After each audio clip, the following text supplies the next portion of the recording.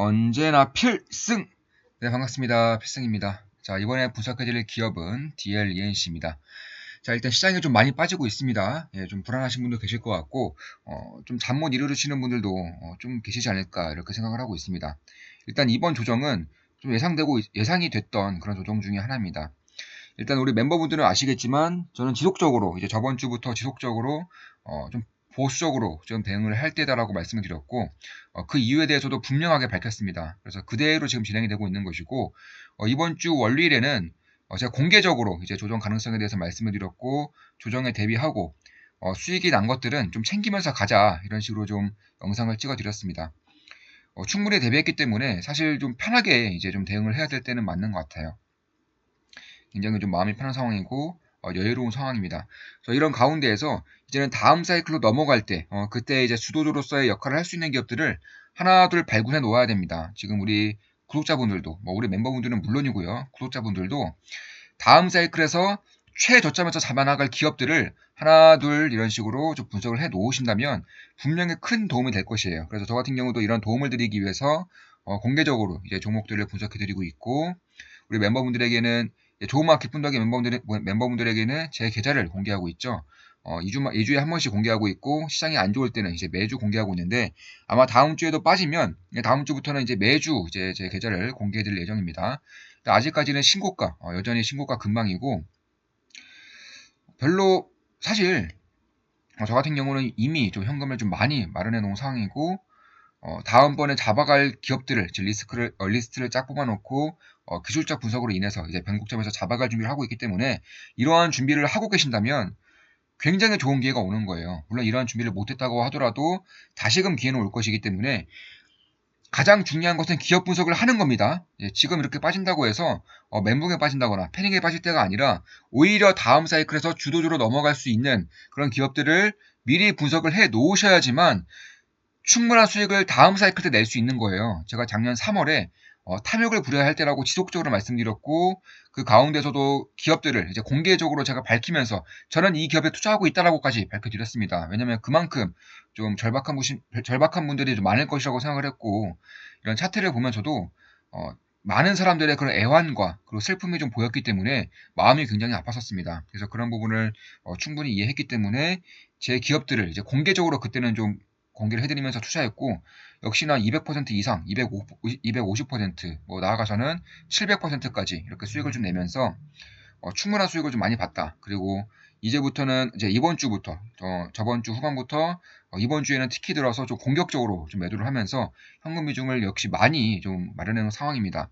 이런 식으로 투자를 하는 거예요. 그러니까 우리 멤버분들, 특히나 좋은 마음 기쁨 덕의 멤버분들은 오래되신 분들은 좀 아실 거예요. 제가 작년에도 계좌 손실을 본 적이 단 한 번도 없습니다. 계좌 손실을 본 적이 코로나 때도 단 한 번도 없어요. 이런 식으로 투자를 했기 때문에 가능한 것이고, 이번에도 그대로 맞아떨어지고 있다. 이렇게 좀 말씀을 드릴 수가 있겠습니다. 그렇기 때문에 가장 중요한 것은 기업 분석을 해 놓는 것, 다음 주도주에 잡아갈 기업들을 리스트를 뽑아 놓으시고, 기술적 분석을 통해서 변곡점에서 비중을 늘려가셔야 되는 거지, 여기서 포기를 한다거나 혹은 주식시장을 떠난다거나 이래가지고서는 절대 안 된다는 점. 그렇다고 해서 패닉셀링을 통해서 저점에 좀 담으려는 그런 다른 투자자들에게 물량을 넘겨주셔도 안 되는 것이고, 기업별로 추세별로 좀 대응을 하시길 바라겠습니다. 저 같은 경우는 이제 텔레그램이라던가 혹은 필승 라이브를 통해서 충분히 좀 대응 방법을 우리 멤버분들에게 좀 알려드리고 있고, 특히 텔레그램방에서는 매일같이 이제 제 의견을 말씀드리고 기업 분석을 해드리고 시장 분석을 해드리고 있기 때문에 이런 부분을 충분히 이해하고 계실 거라고 생각을 하고 있습니다. 자, 일단 DLNC에 대해 좀 분석을 좀 해드리면, 사실 상당한 저평가인 건 맞아요. 네, 상당한 저평가인 건 맞습니다. 얼마나 저평가냐면 정말 웃음이 나올 정도인데, 자, DLNC가 처음에, 그러니까 원래는 대림 산업이었죠. DL과 DLNC가 나눠지기 전에 대림 산업일 때 시가총액이 대략 한 2조 9천억 정도 였습니다. 2조 9천억. 그리고 한 달 정도, 대략 한 달 정도 거래가 정지되었었죠. 한번 보여드리겠습니다. 자, 이런 식으로 거래가 이제 12월 말부터 이제 1월 말까지 이런 식으로 정지가 좀 되었었는데, 그 기간 동안 다른 건설사들의 주가를 보면 얼마나 올랐느냐를 좀 보실 수가 있어요. 제가 텔레그램방에서도 좀 여러 번, 이제 이 당시에 여러 번 좀 분석해드렸던 대우건설부터 보겠습니다. 예, 대우건설은 뭐 많이 올랐죠. 예, 10일부터 꽤나 오른 그런 상황입니다. 뭐 GS건설, 현대건설 다 마찬가지예요. GS건설, 네, 현대건설 한 달 동안 최소 15% 올랐습니다. 이런 메이저 기업들 최소 15% 정도 올랐고, 대우건설은 조금 더 많이 올랐어요. 대우건설 같은 경우에는 제가 정확하게 이제 계산하진 않았지만 대략 한 29%, 물론 이제 금요일장에서 좀 빠졌기 때문에 한 20% 이상은, 최소 20% 이상은 좀 올랐고요. 가장 많이 오른 기업 중에 하나입니다. 그런데 이제 DLNC 같은 경우는 사실 이제 외국이라던가 혹은 기관들이 한국 주식을 지금 폭탄 매도하고 있죠. 이번 주 들어서 폭탄 매도하고 있는데, 이 DLNC 같은 경우는 좀 다른 기업들과 좀 수급이 달라요. 일단 DLNC는 이제 한 바구니에 담겨가지고 이제 뭐 ETF라던가 혹은 MSCI 지수에서 빠지게 되면서 폭탄 매물이 나올 수밖에 없습니다. 특히 외국인 지분이 30% 가까이 되기 때문에 굉장히 외국인 지분이 크죠. 그래서 외국인들이 매도를 하면 할수록 이 바구니로 패시브로 파는 자금이 거의 대부분이기 때문에 이런 DLNC의 수급이 꼬일 수밖에 없는 것은 맞습니다. 그래서 그러한 상황 속에서 당연히 좀 하락을 할 수밖에 없는 상황이라고 보고 있고, 따라서 DLNC가 이제 다른 기업들, 다른 종목들 같은 경우, 특히 대형주 같은 경우는 이 개인 투자자들이 지속적인 물량을 이제 받아내면서 이제 버티고 있는 모습이 보이지만, DLNC는 매물만 잔뜩 쌓여 있는 신규 상장주와 같은 그런 모습을 보이고 있기 때문에 사실 이런 실적이 잘 나온다고 해서 그만큼 급반등할 수는 좀 없는 상황이지 않을까 이렇게 보고 있습니다. 그럼에도 불구하고 저는 DLNC를 좋게 보고 있고, 저 역시나 좀 투자를 하고 있습니다. 지금까지 제가 투자했던 기업 중에서 이제 작년 이후로 SMIC, 유일하게 SMIC를 꽤나 좀 크게 손실을 보고 있었습니다. 대략 한 10% 이상 손실을 봤던 것으로 기억하는데, 현재는 대략 30%가량 수익 중입니다. 그렇기 때문에 결국 이 SMIC 같은 경우도 한때는 손실권으로 접어들었지만 다시금 현재 30% 정도 수익 중이기 때문에 실제로 투자 중이고요. DLNC 같은 경우도 역시나 지금 좀 부끄럽긴 하지만 손실 중이니까 손실 중이라고 말씀드리는 거죠. 손실 중이고, DLNC만큼 현재 손실이 큰 종목은 없어요. 네, SMRC만큼 좀 크게 나오고 있어요. 거의 10% 정도? 정확히 한번 볼까요? 저도 한번 정확히 한번 봐보겠습니다. 일단 결론부터 말씀드려서 사실 물론 제 모든 영상은 매도 추천 아닙니다. 그래서 참고하시면 될 것 같아요. DLNC는 현재 역시나 13% 손실 중이네요. 네. 13% 손실 중인데, 저 같은 경우는 딱히 뭐 걱정을 하고 있지 않아요. 물론 현금 비중이 워낙 많기 때문에 그런 걸 수도 있지만, 변동점이 나오면 좀 추가 매수도 할 수 있지 않을까 이렇게 보고 있습니다. 물론 매도 추천 절대 아닙니다. 따라서 왜 제가 이렇게 저평가라고 보고 있는지에 대해서 조금씩 좀 말씀을 드리고자 합니다. 일단 대림산업 같은 경우, 그러니까 DLNC와 DL로 분할이 되기 전에 이들 기업의 시가총액은 약간 2조 9천억이었습니다. 그러니까 2.9조였죠. 2.9조. 그 기간 동안 이제 다른 건설사는 최소 15% 정도 올랐고요. 그러니까 대림산업 같은 경우도 이제 여기서 최소 한 3.3조는 돼야지, 두 개 기업 합쳐서 3.3조는 돼야지 다른 기업들과 좀 눈높이를 맞추는 것이다. 이렇게 볼 수가 있는 것인데, 한번 보겠습니다. 먼저 DL부터 보시면 우선주는 좀 빼고 말씀드리겠습니다. 어차피 대림산업 우선주도 있었기 때문에 제외하고 말씀드리는 겁니다. 시가총액이 1조 원, 그리고 DL과 DL ENC로 나눴죠. DL ENC. ENC 같은 경우는 2조 3천억. 그러니까 대략 한 3조 원 정도 됐습니다. 그러니까 전혀 오른 게 없다는 거예요. 전혀. 다른 건설 기업들이 15% 정도 올랐을 때 이런 DL ENC와 DL의 이런 시가총액은 오른 것이 하나도 없다. 이렇게 볼 수 있는 거죠. 그러면 DLNC에 어떠한 문제가 있는 것인지에 대해서도 좀 볼 필요가 있는 것인데, 제가 하나씩 한번 살펴드리겠습니다. 일단 이 대우건설, DLNC와 대우건설의 시가총액이 가장 비슷해요. 대우건설 같은 경우도 보시면 DLNC가 2조 3천억 정도이고, 대우건설 같은 경우도 2조 5천억 정도이기 때문에 이 기업과 좀 비교를 해보겠습니다. 참고로 대우건설도 저는 상당히 좋게 보고 있었어요. 왜냐하면 이런 세계적인 인프라 시대와 그리고 인플레이션 시대가 왔을 때 건설 기업 중에서는 가장 큰 수혜를 볼 수 있는 건설 기업이 대우건설이었고요. 특히나 제가 이제 텔레그램방에서 강조드릴 때가 한 이라인, 그리고 이 라인이었던 걸로 기억하는데 이때는 꽤나 소외주였어요. 특히 다른 건설사들에 비해서 주가가 오른 것이 전혀 없었기 때문에 말씀을 드리는 것이고 여전히 저는 대우건설도 꽤나 좋게 보고 있는 것은 맞습니다. 일단 해외 수주 측면에서 대우건설이 좀 브랜드력과 기술력과 그리고 가치력이 좀 있죠. 그래서 이 기업과 좀 분석을 해드리고자 합니다. 대우건설이 뭐 나쁘기 때문에 같이 일부러 섞는 것이 아니라 시가총액이 비슷하고요. 그리고 같은 건설업종이고 브랜드가 탁월한 건설업종이라는 점에서 이렇게 좀 분석을 해드리는 겁니다. 대우건설은 2.5조, DLNC는 2.3조입니다. 그리고 대우건설 같은 경우는 DLNC가 거래 정지 기간 동안 대략 한 29% 정도, 지금은 좀 빠졌기 때문에 대략 한 23% 정도 이제 올랐고요. 그리고 이제 실적을 한번 보겠습니다. 대우건설 같은 경우는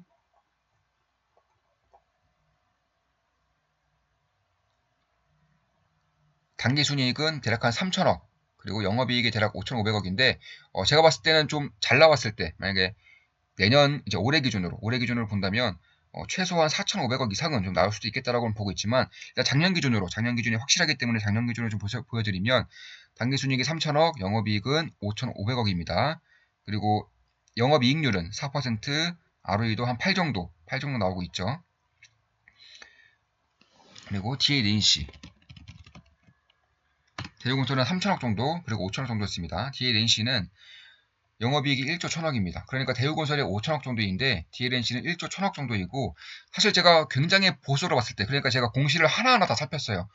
이 공시에 나온 것들 그리고 대림산업에서 그러니까 DLNC죠. DLNC에서 이제 건설 쪽으로 확실하게 좀 실적을 낼 수 있는 부분만 쳤을 때에도 최소 6천억입니다. 최소 6천억. 그러니까 대우건설보다는 실적이 확실하게 좀 잘 나오는 그런 기업 중에 하나이고 사실 그도 그럴 것이 이 브랜드 차이가 아무래도 좀 대우건설의 프로지오보다는 DLNC의 뭐 아크로 그리고 이편한 세상이 훨씬 더 좀 나아 보이는 경향이 있기 때문에 그리고 업력도 오래됐고요. 그래서 실적이 좀 잘 나올 수밖에 없는 것은 맞아요. 다만 좀 DL 같은 경우에 이제 과거를 통해서 영업이익률 좀 보겠습니다. DNC를 아직 안 나왔기 때문에 영업이익률도 10% 이상 그리고 ROE도 11이기 때문에 확실히 좀 대우건설보다는 좀 이런 부분에서 좀 낮다. 그리고 DLNC 자체적으로 가지고 있는 현금입니다. 현금사 자산만 최소 6천억이에요. 6천억. 그러니까 보통의 건설사들이 현금이 별로 없어요. 부채가 굉장히 많이 껴있는 경우가 많은데 DLNC는 현금사 자산도 많고요. 부채 같은 경우도 100%가 안 됩니다. 그래서 이런 것을 봤을 때 사실 재무제표가 나쁜 것도 아닙니다. 그렇기 때문에 저는 이런 하락을 결국에는 수급적인 문제라고는 보고 있습니다. 그리고 이런 것들은 결국에는 주가라는 것은 가치를 따라가기 때문에 시간이 가장 문제가 되지 않을까. 결국에는 이 시간에 버틸 수 있느냐 없느냐 그 싸움이 가장 먼저라고는 생각하고 있고 대우건설은 해외에서 이제 뭐 LNG 프로젝트라던가 아니면 중동 쪽에 굉장히 강력한 베트남도 마찬가지고요. 굉장히 강력한 모멘텀이 있기 때문에 그런 것이 아니겠느냐. DLNC는 마찬가지예요. DLNC 같은 경우는 해외 진출에 성공한 제1호 건설사입니다. 네. 가장 먼저 해외 진출에 성공했고 특히 사우디 쪽에서 이제 미래 도시를 만드는 것으로 유명하죠. 이 사우디 쪽에서도 대림 산업, 그러니까 이제는 DLNC죠. 대림 산업에서 디엘가 DLNC로 분할했고 화학과 건설을 완전히 분리시킨 거예요. DLNC는 이제 건설만 하는 겁니다. 해외 프로젝트 부분에서도 이제 그다지 밀리지 않는 부분이 결국에는 이 기업의 저평가를 그대로 좀 보여주고 있는 것이 아닐까 저는 생각하고 있습니다. 뭐 시공 능력 부분에서도 삼성물산의 레미안, 현대건설의 힐스테이트, 대림건설, 그러니까 지금 이제 DLNC죠. DLNC의 이편한 세상이 탑3예요, 탑3. 그래서 이들 기업에 밀릴 게 별로 없다는 겁니다. 그럼 다른 기업들과 좀 비교를 해보면 GS건설, DLNC의 영업이익이 대략 한 1조 정도 나왔었죠. GS건설의 영업이익이 7,500억입니다. 7,500억. 근데 시가총액은 DLNC가 2.3조였고 GS건설은 3조. 그리고 현대건설 DLNC가 시가총액 2.3조였죠. 현대건설은 4조 5천억, 4.5조고 영업이익은 5,400억입니다. 올해 기준으로. 그러니까 이렇다는 거예요. 그만큼 이 저평가된 것은 저는 좀 수급적인 측면이 좀 크지 않나 개인적으로 그렇게 보고 있어요. 물론 제가 모르는 무언가가 있을 수도 있어요. 그런 부분이 있을 때에는 사실 저 같은 경우는 사업 모멘텀이, 그러니까 제가 생각했던 사업 비즈니스가 제가 생각했던 거 다르면 이제 좀 매도를 하는 편이기 때문에 그때가 나오면 당연히 매도할 수 있습니다. 현재도 소시 중이고요. 다만 그렇지 않다면 결국 제 모든 영상은 매도 추천은 절대 아니지만 이런 부분을 좀 참고하실 좀 필요가 있지 않나라고 저는 개인적으로는 그렇게 보고 있어요. 결국에는 일단 실적인 부분에서는 밀릴 게 일단 딱히 없고요. 그렇다고 해서 해외 프로젝트 건설 능력에서도 딱히 밀릴 게 없고, 영업이익률, ROE 수치, 그리고 배당까지 딱히 밀릴 게 없습니다. 그러면 신규 수주에서 좀 밀리는 것이 아닌가, 이런 생각을 하실 수가 있어요. 왜냐하면 건설주는 이 수주 산업이기 때문에 신규 수주가 굉장히 중요한 부분이 있는 것은 맞습니다. 일단 주택 부분은 올해 11조를 수주하겠다고 밝혀지고 있고, 아무리 좀 보수적으로 보더라도 지금까지 나온 것만 봤을 때에도 올해 기준으로는 8.5조의 수주를 보이고 있습니다. DLNC에서 밝힌 수준은 11조이고, 대림건설 제외예요. 대림건설 제외입니다. 대림건설 제외이고, DLNC만 8.5조 정도의 수주를 보이고 있습니다. 사실 이 수주는 대우건설과 GS건설이 굉장히 강해요. 굉장히 좀 주택 부분에서 뛰어난 면모를 보이고 있고, 특히 대한민국에서는 이제 공급 위주의 정책이 펼쳐지고 있고, 분양에 대한 사업이 점차 커지고 있기 때문에 이런 부분을 좀 잘 보셔야 됩니다. 주택 부분에서는 가장 강하다고 이제 판단되고 있는 GS건설의 자이가 14조 원. 예, 신규 수주는 확실히 많습니다. 대우건설이 11조입니다. 11조. 그런 것을 봤을 때에도 이 DLNC에서도 이제 11.5조 원 정도, 이제 11.5조 정도를 내세웠기 때문에, 올해 할 것이라고 내세웠기 때문에 여기서도 딱히 밀리는 그림은 없어요. 결국에는 이 산업 자체가 완전히 바뀌고 있다는 점을 우리는 주목을 해야 된다는 겁니다. 최근에 정부에서 밝혔죠. 용적률을 대폭 증가시킬 것이고, 일조량 피해가 있더라도 결국 건물을 짓는 게 우선이다. 주택을 짓는 게 우선이라고 밝혔고, 그러니까 1조건 규제까지 해제를 하는 겁니다. 특히 충수, 이제 35층 제한을 이제 늘리겠다라고 밝히고 있는 만큼 여러 가지 규제를 한꺼번에 풀고 있는 거예요. 이거는 확실한 모멘텀이 될 것이고, 확실한 시그널을 지금 우리에게 보여주고 있는 겁니다. 따라서 이 DLNC 같은 경우는 이제 분할되면서 대림 산업에서는 MSCI 지수에 편입되었지만, DLNC가 분할이 되면서 당연히 이제 편출되는 거죠. 편출되고 있고, 그에 따라서 패시브 자금이 빠져나갈 수밖에 없습니다. 그래서 그에 따라서 이제 수급적인 문제가 보이고 있는 것으로 보고 있지만, 결국 이런 실적적인 부분에서 최소 6천억인데 시가총액이 2.3조 원, 그러니까 PER이 4가 안 된다는 점, 이런 점을 봤을 때에는 그렇다고 배당이 없는 것도 아니고요. 그래서 그런 것을 봤을 때 결국 좀 수급적인 측면이 있지 않나. 특히 뭐 GS건설이라던가 현대건설 같은 경우는 지분율이 GS건설은 대략 한 26%, 현대건설은 한 16% 정도 됩니다. DLNC 같은 경우는 이제 구대린 산업이죠. 한 30% 정도 되기 때문에 이 외국인들이 폭탄 매도를 하고 있는 지금으로서는 상대적으로 좀 약세를 보일 수밖에 없어요. 결국 이런 것들도 수급적인 측면이라는 점에서 이 펀더멘털이 아니죠. 결국 주가는 그 기업의 가치를 따라간다는 점을 봤을 때 저는 오히려 좀 기회로 삼을 수 있는 그런 모멘텀이 될 수도 있지 않을까 이렇게 보고 있습니다. 특히 이런 DL 측면에서 DL로 이제 좀 지주사 체제로 좀 가면서 이제 대주주는 DL의 지분을 조금 더 편입시킬 필요가 있습니다. 그렇게 밝히고 있고 한번 제가 봐드리겠습니다. 그래서 DL 같은 경우는 지배구조, 좀 지분만 보더라도 23%이고 이제 앞으로 이제 한 40% 이상, 최소 40% 이상으로 늘려야 되기 때문에 이것을 어떻게 지분을 늘리느냐 이거 좀 생각해 볼 필요가 있습니다. 제가 좀 참고를 하는 것이 태양건설이죠. 태양건설도 수익 보고 매도했습니다. 태양건설은 수익 보고 매도했고 언제 매도했느냐? 이런 TSK, 그러니까 TY홀딩스의 지주사 재편이 완전히 끝났을 때쯤, 그때 저도 같이 이때쯤에 완전히 다 매도를 했고 여기서도 또 매도했습니다. 이렇게 분할로 두 번에 걸쳐서 매도를 했고 보시면 TY홀딩스보다 훨씬 더 주가가 강한 면모를 보이죠. 그러니까 이런 거예요. TY홀딩스가 이제 그 지주사죠. 그러니까 DL과 같은 역할입니다. 지금 보시면 이 지분을 올리기 위해서 태양건설과 TY홀딩스의 지분을 이제 바꾸는 겁니다. 교환을 하는 겁니다. 한마디로. 그런데 이 교환을 할 때에는 기존의 주주들도 같이 할 수가 있어요. 같이. 그러니까 대주주가 지주사의 지분을 늘림으로써 그 회사에 대한 이러한 통제력을 좀 가져야 되는데, 그러기 위해서는 당연히 지분을 늘려야겠죠. 그리고 지주사의 지분을 늘려야 되는데, 태형건설과의 그런 주주, 그러니까 주식 체인지를 하면서 하는 겁니다. 그런데 그 대주주만 할 수 있는 게 아니라 일반 주주도 할 수 있어요. 예를 들어서 태형건설과 TO홀딩스로 나눠졌는데 주식 수를 바꾼다고 합니다. 그런데 태형건설이 주가가 많이 떨어져서 TO홀딩스보다 더 저평가되어 있어요. 그러니까 TO홀딩스는 계속적으로 갔고 태형건설이 이렇게 하락했다면 너도 나도 다 일로 가겠죠. 당연히. 왜냐면 만원, 만원인데 그 위에 주가가 만약 예를 들어서 8,000원, 12,000원이 됐으면 이 8,000원짜리를 12,000원으로 바꿀 수 있는데 누가 안 가겠습니까? 그러니까 제가 드리고 싶은 말씀은 태형건설 주가가 오르고 TO홀딩스 주가가 낮아졌을 때 그때는 12,000원, 8,000원이 되는 것이기 때문에 아무도 주가를 바꾸려고 안 하죠. 주식을 바꾸려고 안 합니다.